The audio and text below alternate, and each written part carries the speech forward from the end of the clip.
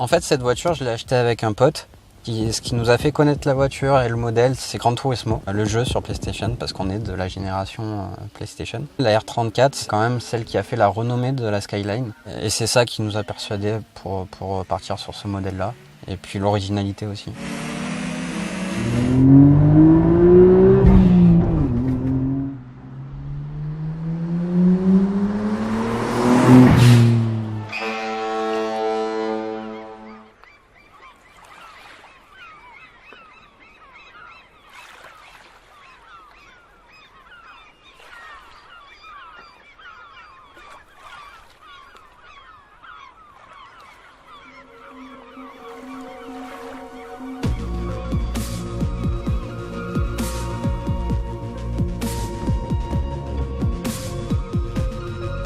C'est une Nissan Skyline R34 GTR V-Spec de 2000. Un moteur 2,6 litres, biturbo, 2 turbos en céramique, refroidi par eau.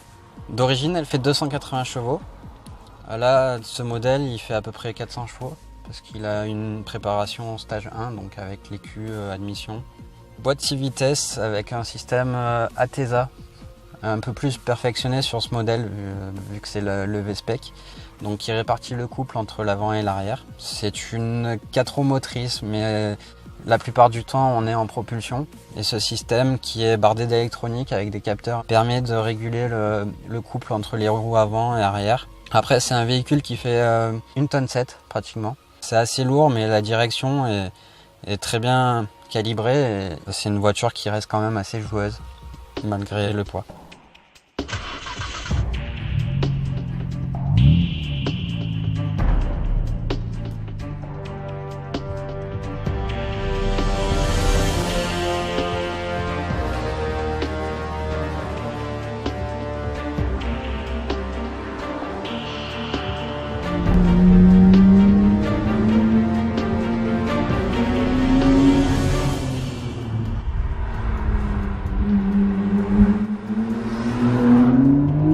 Les 4 roues motrices permettent de passer l'intégralité de la puissance sans problème. Le freinage d'origine, c'est des Brembo, 6 pistons à l'avant et 4 pistons à l'arrière. En utilisation intensive, on arrive quand même aux limites du freinage. Voilà, peut-être une amélioration de ce côté-là à voir. Parce que, comme je disais, un poids de 1,7 tonne à arrêter, c'est pas facile, donc ça chauffe.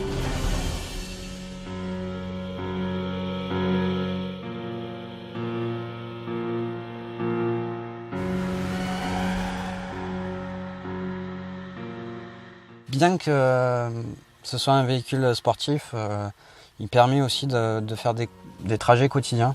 C'est pour ça qu'on retrouve des sièges bébés sur la banquette arrière.